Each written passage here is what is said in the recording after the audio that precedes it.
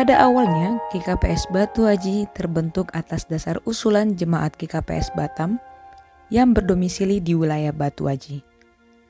Mengingat dahulu transportasi yang sulit dan jarak tempuh yang jauh dari Batu Aji ke Sungai Panas, sehingga melalui Sinode Jemaat tanggal 28 Februari 1998 diusulkan agar terbentuk pos kebaktian di Batu Aji. Awalnya, pos kebaktian di Batu Aji diadakan 2 kali setiap bulannya. Namun, melihat antusiasme dan semangat jemaat pada saat itu, akhirnya disepakati bahwa pos kebaktian di Batu Aji akan diadakan setiap minggunya. Pos kebaktian Batu Aji berlokasi di daerah Pasir Putih, yaitu dengan lahan seadanya. Lahan ini adalah lahan bekas pembuangan tumpukan sampah yang saat itu berukuran 6 x 8 meter persegi. Dengan bentuk lantai tanah, kursi panjang dari papan, dinding triplek 2 meter, palet yang dibawa dari sebuah perusahaan, atap getah, dan jemaat bergotong royong mencari kayu bulat ke hutan untuk menjadi tiang bangunan.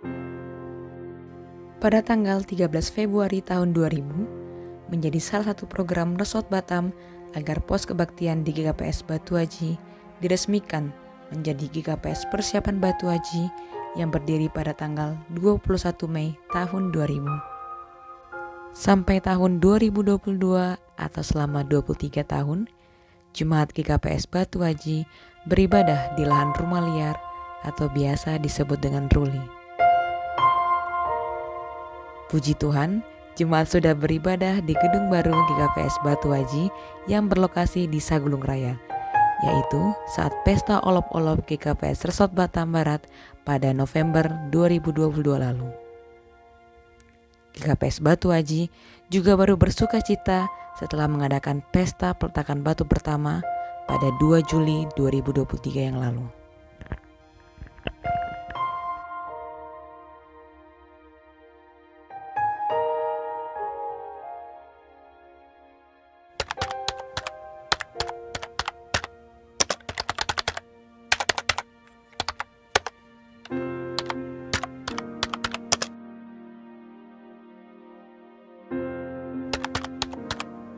Nama saya Doris Day Borusinaga.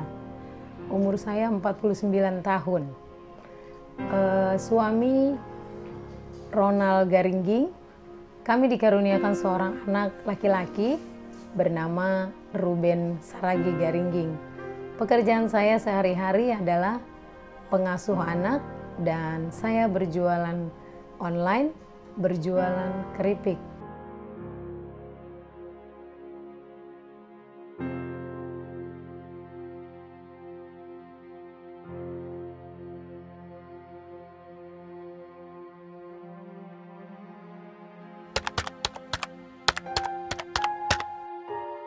Saya menikah tahun 2005 di gereja GKPS di Ateitupa, Pematang Siantar.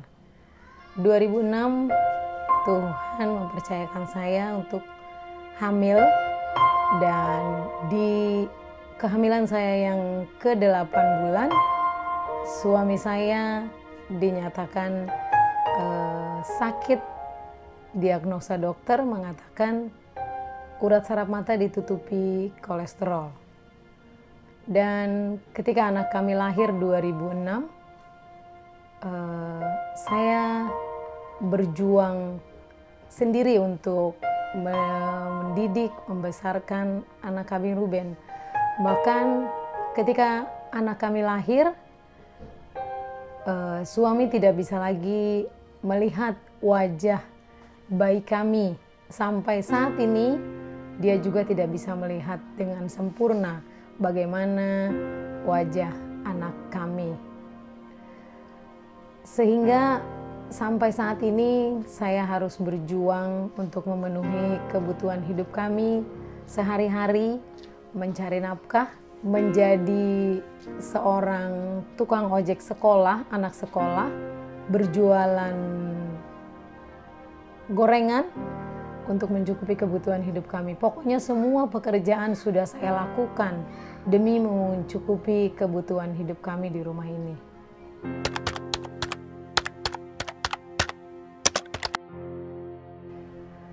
Saya pernah mengalami kesedihan yang begitu, menurut saya Tuhan tidak adil buat saya.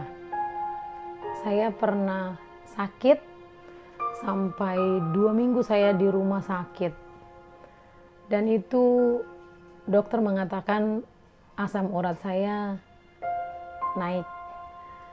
Bagaimanalah ketika suami sakit dan tidak bisa apa-apa, karena beliau juga tidak bisa melihat, tidak bisa bekerja untuk memenuhi kebutuhan kami di rumah ini.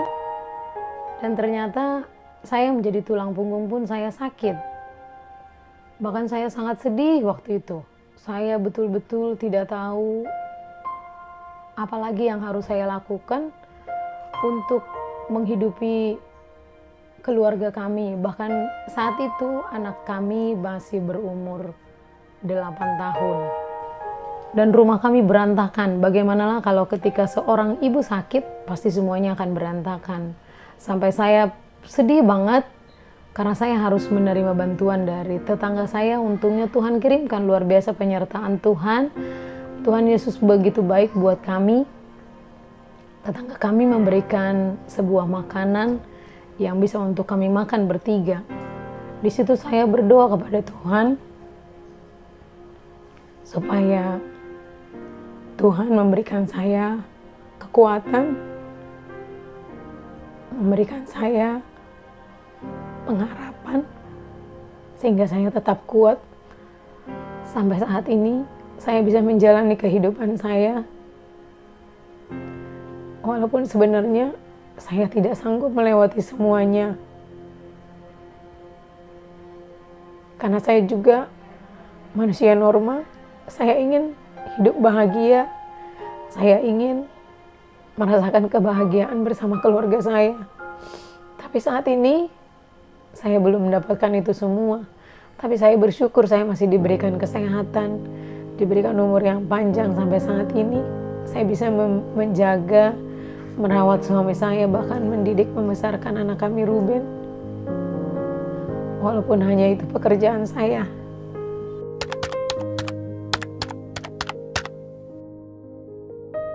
Ya perasaan saya hancur gitu loh. Kenapa saya dipertemukan orang seperti ini, bahwa padahal saya orang yang tidak pernah putus berharap pada Tuhan. Dari saya kecil, orang tua saya sudah mengajarkan saya untuk pergi ke gereja, untuk mengikuti segala sesuatunya gitu. Anak-anak orang tua kami ini semuanya mengenal Tuhan gitu. Kenapa saya dipertemukan dengan Bapak Ruben ini gitu loh. Itu yang gak bisa aku terima gitu loh.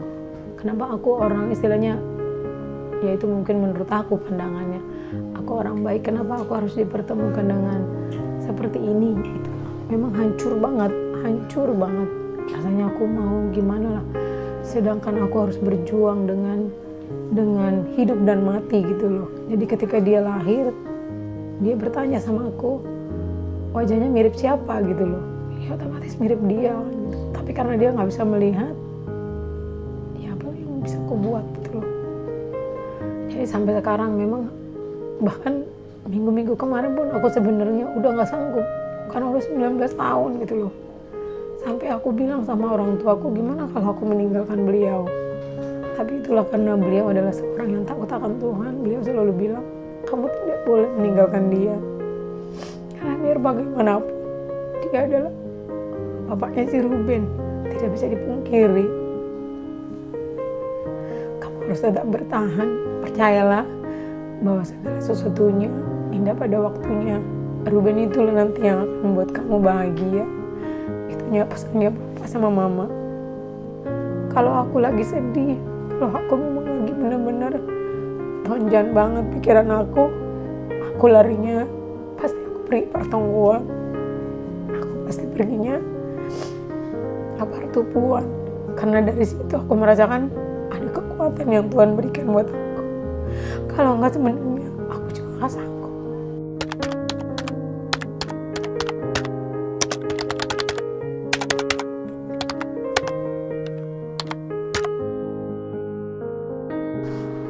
Ya sebenarnya kalau kuat nggak kuat, dan sebenarnya juga bukan karena aku mampu melakukan itu semua. Tadi yang seperti aku bilang, ketika aku sudah di dalam fase yang begitu lemah, udah tidak bisa lagi menghadapi semuanya, aku selalu berdoa kepada Tuhan di kamar. Sampai kadang aku meneteskan air mata, aku bilang, Tuhan, berikan aku kekuatan, berikan aku kemampuan melewati semuanya. Karena hanya Engkau yang bisa menolong aku, orang lain tidak bisa. Jadi ketika aku memang lemah, Tuhan selalu bilang, di telingaku ini ada suara selalu bilang, kamu pasti bisa, kamu pasti mampu. Itu karena aku tetap yakin dan percaya bahwa Tuhan tidak pernah salah memberikan segala persoalannya kepada yang Dia percaya sanggup melakukannya. Jadi ya, kalau menurut aku buat kita semua yang saat ini sedang bergumul, mungkin sedang bergumul penyakit, bergumul pekerjaan atau rumah tangga, tetaplah ingat Tuhan bahwa Tuhan pasti akan memampukan kita, memberikan kita kekuatan, bahkan menjalani kehidupan kita bersama Tuhan. Pasti semuanya indah pada waktunya. Itu aja.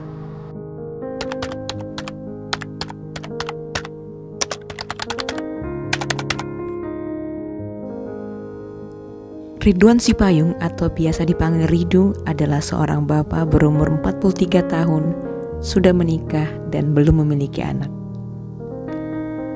Mereka menikah pada tahun 2012 dan diberkati di KPS Batu Aji.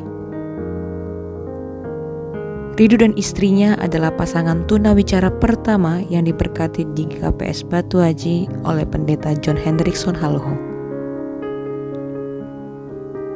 Gereja memberi kesempatan untuk Ridu dan istrinya yang sama-sama tunawicara untuk tinggal di kompleks gereja, sekaligus memberikan kesempatan bekerja sebagai penjaga gereja, sebagai membersihkan gereja, dan juga membuka warung. Setiap ada ibadah dan kegiatan yang menggunakan gereja, Ridu tak lupa untuk selalu membersihkan gereja. Ridu sudah menjadi penjaga gereja sejak tahun 2004 hingga sekarang. Ya, gereja juga ikut peduli kepada kaum difabel. Itu terlihat dari gereja yang ikut memperhatikan Ridu dan istrinya dengan memberikan gaji bulanan. Selain itu, gereja juga peduli dengan kesehatan mereka dengan mendaftarkan kepada BPJS Kesehatan serta membayar air dan listrik di hunian yang mereka gunakan. Dalam kesehariannya, Ridu melakukan pekerjaan tersebut dengan penuh semangat dan tanggung jawab.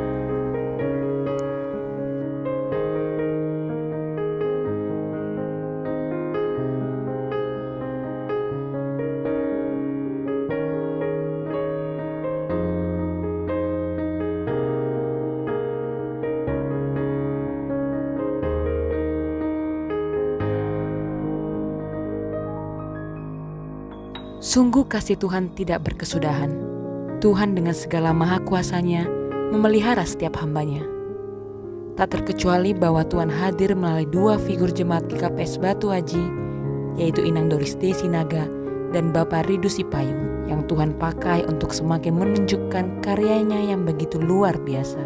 Hal ini membuat kita mengingat kembali kalau gereja bukanlah gedungnya, tetapi justru jemaat di dalamnya. Bukan soal bangunannya yang kokoh, tapi bagaimana gereja bisa menjadi contoh. Selamat berbagi cinta kasih, selamat berdampak untuk sesama. Tuhan Yesus memberkati.